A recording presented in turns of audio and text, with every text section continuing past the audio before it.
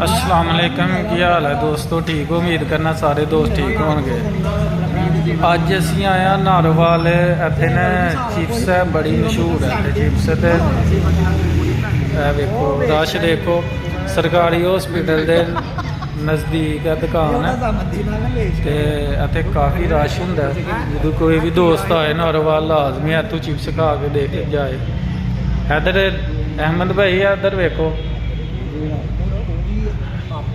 गल्लां छड्डो यार, ध्यान करो। इधर दसो, बड़े जबरदस्त जनाब है इत्थे होटल।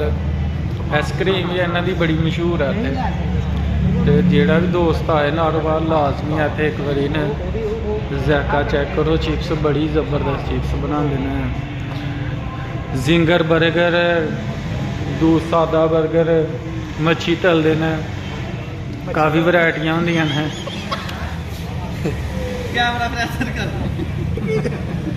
अफजल भाई ने साढ़े नाल आए दे, चौधरी सफियान है, सदर भाई जी ने, अहमद भाई ने, ते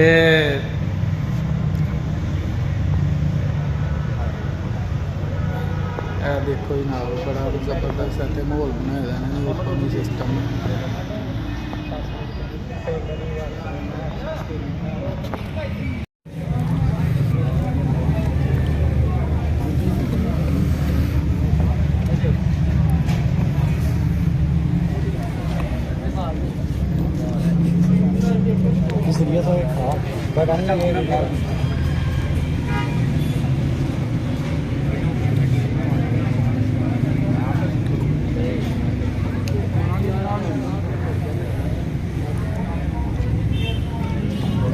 बस पढ़ो, पिंड मक्की पछाने जाते।